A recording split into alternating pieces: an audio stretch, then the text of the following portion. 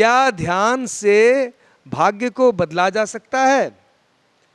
ध्यान और भाग्य में क्या संबंध है? कोई संबंध नहीं। ध्यान और भाग्य का कोई संबंध नहीं। कैसे? चलिए समझते हैं। भाग्य कैसे बना? भाग्य भाई संचित कर्म है, आपने कुछ किया, क्रियमाण है, जो आप कर रहे हैं वो संचित हो रहा है, संचित होके उसका जो फल मिल रहा है उसे आप भाग्य कह रहे हैं। ठीक है ना? जो कर रहे हैं वो संचित हो रहा है, इसका भविष्य में जो फल मिलेगा वो भाग्य है। ठीक है? ठीक है। ये क्या है? ये समय का खेल है, समय की लीला है। कल था, आज ये है, कल ये होगा। ध्यान क्या है? ध्यान वो स्थिति है जिसमें ना भूत है, ना वर्तमान है, ना भविष्य है। आप कहेंगे वर्तमान भी नहीं, नहीं, वो वर्तमान नहीं जैसा आप समझते हैं। ऐसा वर्तमान जो ना तो भूत है और ना भविष्य। ये ध्यान है। ध्यान का अर्थ है जब ध्येय ही ना बचे, ना ध्याता बचे। ध्येय और ध्याता जब दोनों ही लीन हो जाएं, तब जो स्थिति होती है उसको हम ध्यान कहते हैं। लोग कहते हैं हमें ध्यान करना सिखा दीजिए। भैया, ध्यान करना सिखाया नहीं जाता, कर्म करना सिखाया जाता है। आपका भाग्य कैसे बदलेगा वो कर्म करके सीख लीजिए, पर ध्यान, ध्यान नहीं। ध्यान तो परिणाम है, अंतरंग है ना? योग में भी अष्टांग है ना, तो 5 तो कहे गए बहिरंग। यम, नियम, आसन, प्रत्याहार, है ना, और प्राणायाम, ये हो गए 5 बहिरंग। और जो 3 अपने आप होते हैं उन्हें कहा गया धारणा, ध्यान, समाधि। तो ध्यान तो वो जो परम भाग्य को लेके आता है, परम सौभाग्य को लेके आता है।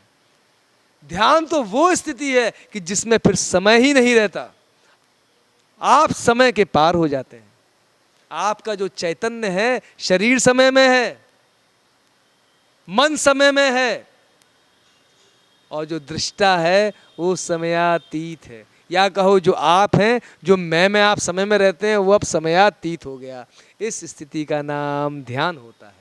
तो ध्यान से आप अपना भाग्य तो नहीं, आप समूचे अस्तित्व का भाग बदल देते हैं। आपको पता है, अगर आप ध्यान को उपलब्ध हो गए, ध्यान आपको आ गया, तो केवल आपके होने से लोगों की चेतनाओं में परिवर्तन आने लगता है। ये कपोल कल्पित बात नहीं है, आज तो साइंटिफिकली प्रूवन है।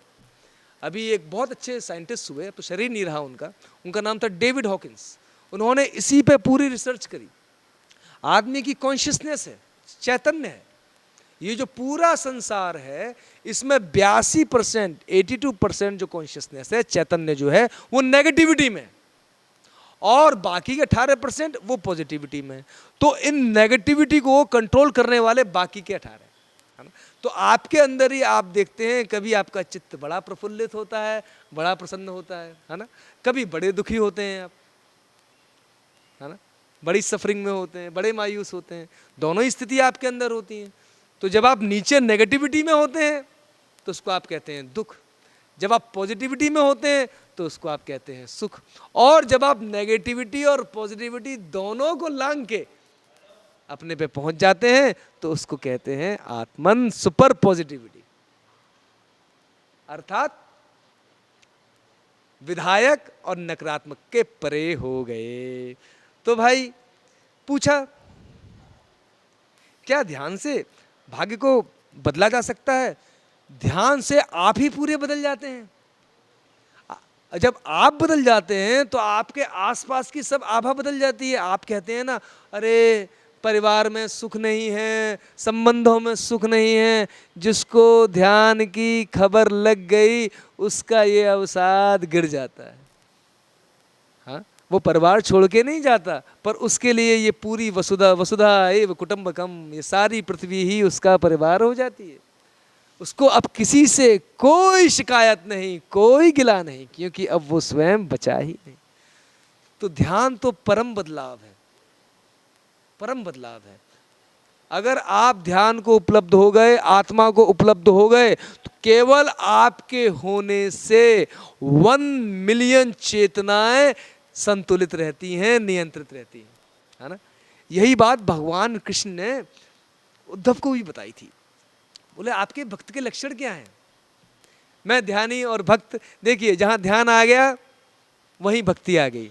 भक्ति का अर्थ ही होता है जहाँ अब कोई विभाजन नहीं, जहाँ डिवाइड करने के लिए कोई संभावना ही नहीं बची, उस प्रेम को कहते हैं भक्ति।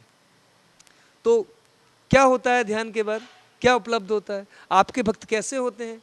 जो प्रेमी होता है वो क्या होता है? तो कहते हैं वाग गदगदा द्रव्यते यस्य चित्तम रुदत्त भीक्षणम हसति कुचिच्च विलज्ज उद्गायते नृत्यते चा मद भक्ति युक्तो भुवनम पुनाति। बोलते बोलते वाणी गदगद हो जाती है। ये जो चित्त है ना, ये द्रवित हो जाता है। द्रवित का अर्थ है लिक्विडफाई, लिक्विड हो जाता है। वैसे लिक्विड का अर्थ क्या हुआ? वैसे हम स्ट्रांग बोलते ना, ईगो है, ईगो है। ईगो का मतलब क्या है? जब तक हम अपने अहंकार को, जो हमारा मन हार्ड रहता है ना, उसको हम कहते हैं ईगो। और जब वो गुनगुना होके बहने लगता है, निकलने लगता है, तो उसे कहते हैं चित्त द्रवित होके बहने लगा। तो वाग गदगदा द्रव्यते यस्त चित्तम रुदत्त भीक्षणम हसति कुचिच्च। कभी जोर जोर से रोने लगता है, कभी जोर जोर से हंसने लगता है। विलज्ज उद्गायते नृत्यते चा, सब कुछ छोड़ के उठ के गाने लगता है, नाचने लगता है। मद भक्ति युक्तो भुवनम पुनाति। मेरी भक्ति से युक्त वो भक्त केवल इसी लोक को नहीं, इसके ऊपर के 7 लोग और इसके नीचे के 7 लोग केवल अपने होने मात्र से पवित्र कर देता है।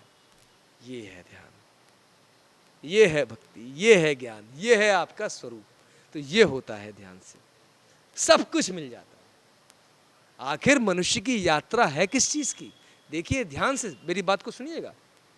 ध्यायतो विश्वसः, सुना होगा ना। जैसे ही पुरुष जो है, मन जो है, विषयों का ध्यान करता है। यहाँ विषय क्या हुए? रूप, रस, शब्द, स्पर्श, गंध, है ना। Form, taste, sound, touch and smell. ये 5 विषय हैं। इसमें से 2 प्रमुख हैं। कौन कौन से? शब्द और दृश्य। शब्द और दृश्य से अगर आप मन को हटा लें तो ये ध्यान की अवस्था हो जाती है ना। तो ध्यायतो विषयान पुंसः संगस्तेषु उपजायते। जैसे ही आप विषयों का ध्यान करते हैं, किसी रूप का ध्यान करते हैं, किसी व्यक्ति का ध्यान करते हैं, किसी शब्द का ध्यान करते हैं, क्या होता है? तुरंत ही संग उपजायते। संग अर्थात उससे तादात्म्य हो जाता है, उससे आइडेंटिफिकेशन हो जाती है। फिर क्या होता है? संगात जायते कामः। जब चित्त किसी चीज से जुड़ गया तो काम का अर्थ है यहां इच्छा। फिर उससे इच्छा का जन्म होता है, और इच्छा पूरी ना हो तो क्रोध का जन्म होता है। और क्रोध के होने से क्या होता है? बोलते हैं स्मृति विभ्रम। देखो स्मृति विभ्रम, यहां स्मृति का अर्थ क्या है?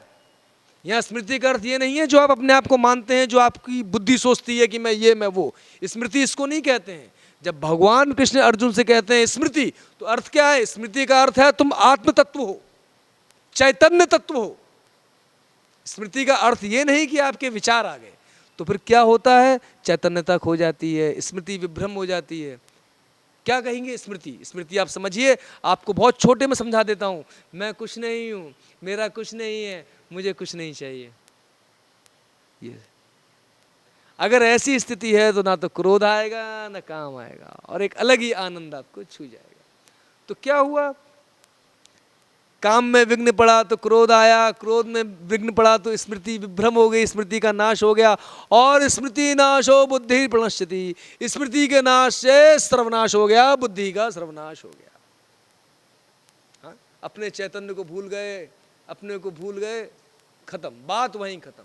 मनुष्य जीवन में आए थे, किस लिए आए थे?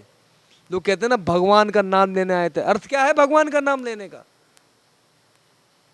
भगवान का नाम लेने का अर्थ है भगवान का नाम लेते ही भगवान हृदय में उपस्थित हो जाता है। नहीं होता है तो अभी भगवान का नाम लिया नहीं जा रहा है। ध्यान, ध्यान एक ऐसी कला है, आप उसको किसी भी चीज से जोड़ सकते हैं। पहले तो ध्यायतो विषयान पुंसः, विषयों का ध्यान था, अब ध्यान में ध्यान को जोड़ दिया। आप समझे? आपने सुना है ना, ध्यान से बोलो, ध्यान से देखो, ध्यान से चलो, ध्यान से भोजन करो। ध्यान का अर्थ क्या हुआ? जब आप भोजन कर रहे हैं ध्यान में, तो क्या हो रहा है? भोजन हो रहा है, आप नहीं कर रहे हैं।